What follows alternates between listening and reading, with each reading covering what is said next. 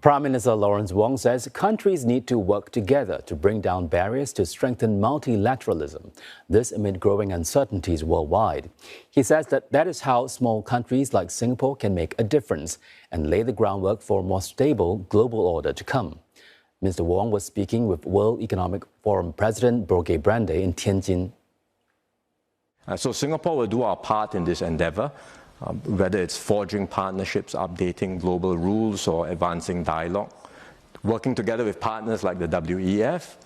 The efforts may seem small and incremental, but if like-minded countries everywhere were to do our part, then collectively I think we can make a difference. And then step by step, hopefully we can lay the groundwork for a new and more stable global order in time to come. On relations with the U.S. and China, Mr. Wong says Singapore's point of view is to have good relations with both nations and cooperate with them on win-win areas. But he stresses that this cooperation with the U.S. and China extends to all of Southeast Asia as well.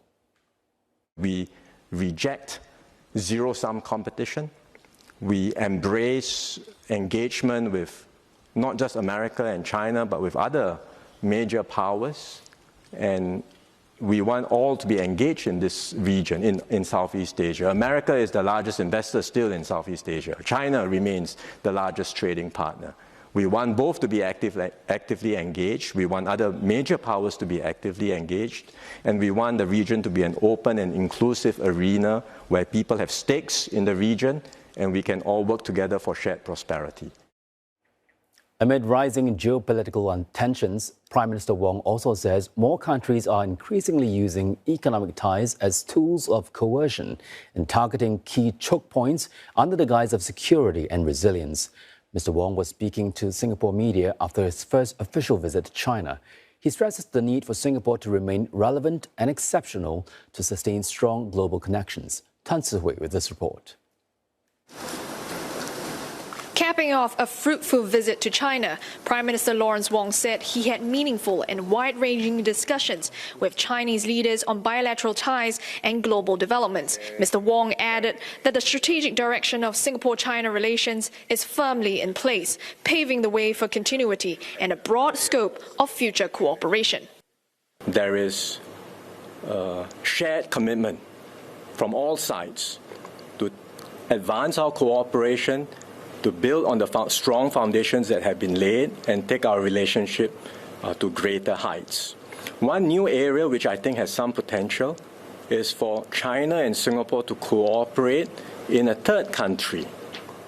We've been discussing this for some time. For example, the Suzhou Industrial Project has been in China for 30 years. It's very successful. Within China itself, it's advanced to new areas like biomedical sciences, and digital technologies. But there is potential for Suzhou to be done in a third country.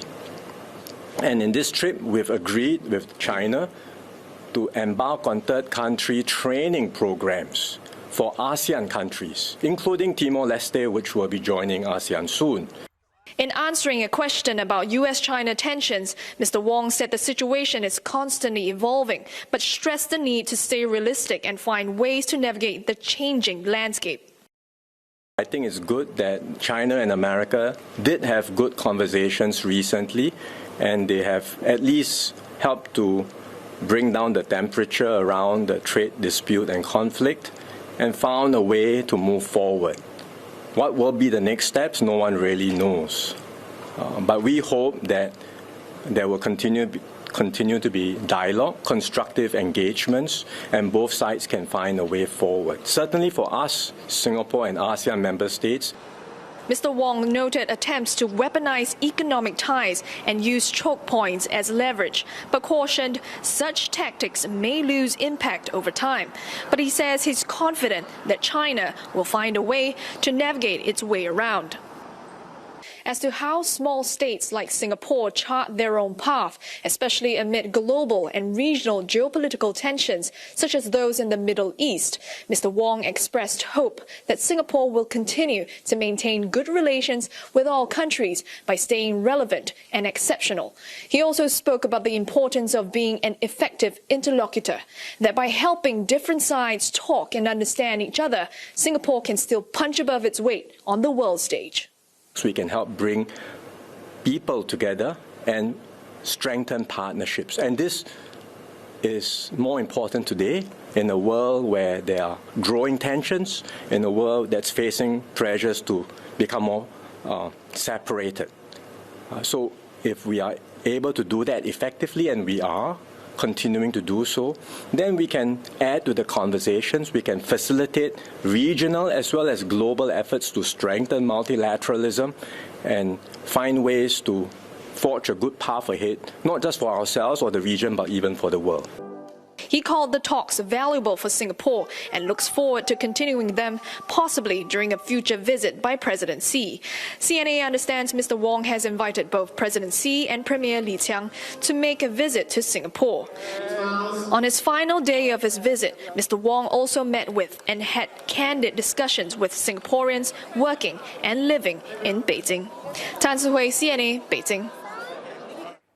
And turning back to the World Economic Forum meeting, Chinese Premier Li Qiang says he is confident that China's economy can maintain expansion at a relatively rapid rate as authorities push ahead with a planned transition from a growth model led by manufacturing to one led by consumption.